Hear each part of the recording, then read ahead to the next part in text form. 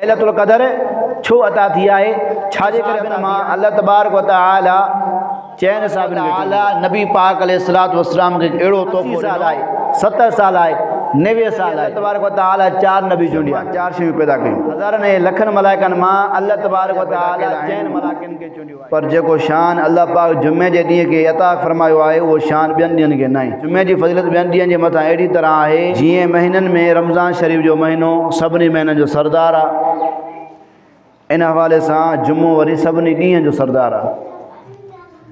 नबी पाक अलैहिस्सलातु वस्सलाम जी ज़ात वरकात जीअं समूरनि नबियनि जे मथां सरदार आहिनि, अहिड़े तरीक़े सां जुमे जो ॾींहुं बि समूरनि ॾींहंनि जो सरदार आहे।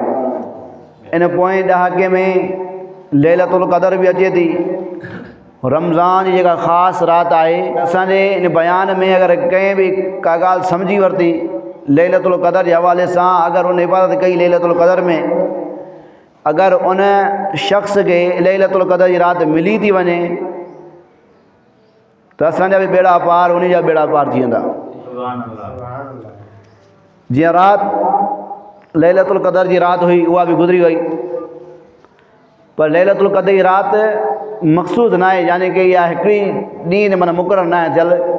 इन करे रात वारी रात के भी अंदिशो आहे, ख़्याल आहे तो उहा भी क़दर की रात हुई। माना पोयां जेके भी 10 ॾींहं आहिनि उहे 10 ई ॾींहं में लैलतुल क़दर जा आहिनि, 21 वारा 5 ॾींहं।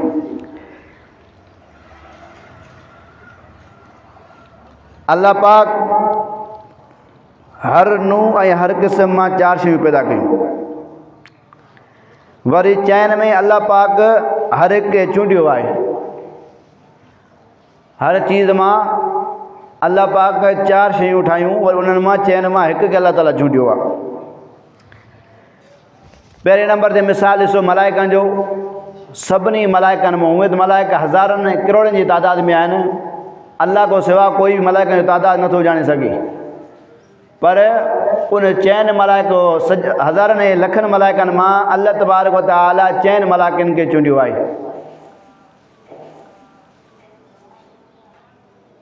उन चैन मलाइकनि खां वरी अल्लाह तबारक व तआला हिकिड़े मलाइक खे चूंडियो आहे। उहो मलाइक हज़रत जिब्रील अलैहिस्सलाम आहे। हज़रत इसराफील, हज़रत मीकाईल, हज़रत इज़राइल, हज़रत जिब्राईल अलैहिस्सलाम, ये 4 मलाइका आहिनि जो समूरनि मलाइकनि मां अल्लाह ताला इन चैन मलाइकनि खे चूंडियो आहे। वरी इन चैन मां अल्लाह ताला हिकिड़े खे चूंडियो आहे, हज़रत जिब्राईल अलैहिस्सलाम खे। वरी अहिड़ी तरह ॿियो मिसाल नबियनि जो वठो। नबियनि में भी अल्लाह तबारक व तआला 4 नबी चूंडिया। 1.25 लाख नबियनि मां अल्लाह तबारक व तआला 4 नबी चूंडिया। हज़रत मोहम्मद मुस्तफ़ा सल्लल्लाहु अलैहि वसल्लम, हज़रत इब्राहिम अलैहिस्सलाम, हज़रत मूसा, हज़रत ईसा अलैहिस्सलाम, इन चैन के अल्लाह तबारक व तआला चूंडियो। वरी इन्हनि चैन मां अल्लाह तबारक व तआला असांजे प्यारे पैगम्बर हज़रत मोहम्मद करीम सल्लल्लाहु अलैहि वसल्लम खे चूंडियो आहे, जो समूरनि नबियनि जो सरदार बणायसि। मिसाल नंबर 3 वठो सहाबा कराम जो। सभई सहाबा अल्लाह तबारक व तआला के प्यारा, सभिनी सहाबा अल्लाह तबारक व तआला राज़ी हुई। हर एक सहाब जो शान ऐं मान पंहिंजी पंहिंजी जॻह ते आहे, कोई बि सहाबी कंहिं शान ऐं मान जे मट न आहे। तो वरी उन सभिनी सहाबिन मां अल्लाह तबारक व तआला चैन सहाबिन खे चूंडियो आहे। हज़रत अबू बकर सिद्दीक़, हज़रत उमर फारूक, हज़रत उस्मान गनी, हज़रत अली मुर्तज़ा शेर खुदा रज़ी अल्लाह तआला अन्हुम अजमईन। वरी इन्हनि चैन मां अल्लाह तबारक व तआला हज़रत अबू बकर सिद्दीक़ रज़ी अल्लाह तआला अन्हु खे चूंडियो। अहिड़ी तरह रातनि में रात जुमे जी आहे, ईद जी रात आहे, लैलतुल बरात आहे, लैलतुल क़दर आहे। उन्हनि चैन रातनि में अल्लाह पाक वरी लैलतुल क़दर खे चूंडियो आहे।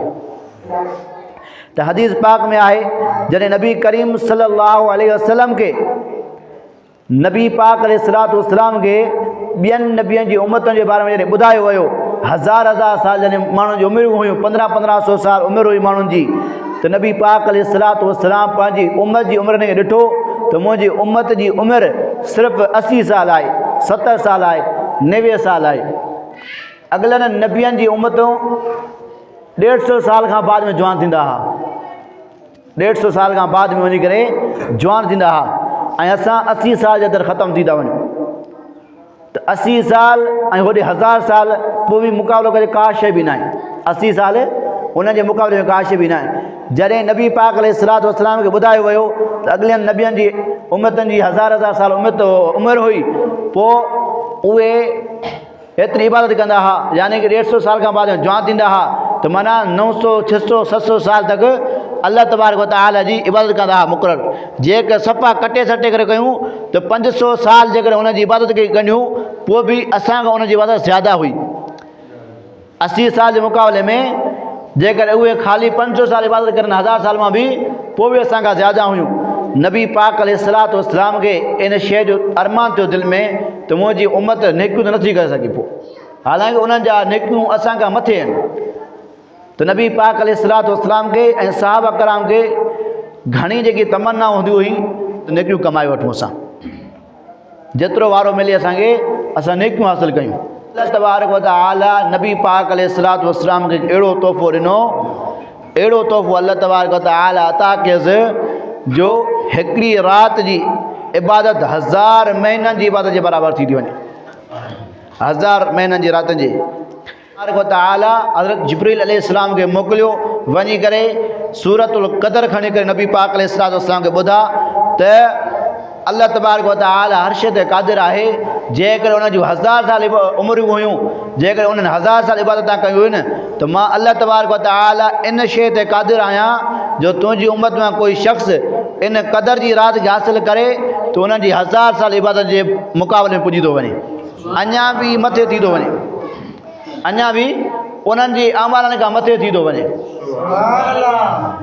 इहो तोहफ़ो अल्लाह तबारक व तआला मोकिलियो आहे हदीस पाक के अंदर अॻियां रिवायत आहे जेतिरा सहाबा कराम लैलतुल क़दर जी राति ते ख़ुशि थिया एतिरो ॿिए कंहिं बि अमल ते ख़ुशि न थिया जॾहिं लैलतुल क़दर जी ख़बर पियूं त इन राति जे अंदरि एॾियूं भलायूं अल्लाह ताला रखियूं आहिनि त सहाबा कराम सभु ख़ुशि थी विया ॼण उन्हनि खे सभिनी खां वॾे खां वॾी दौलत मिली वई ईअं दुनिया उन्हनि खे मिली वई एतिरा ख़ुशि थिया हुआ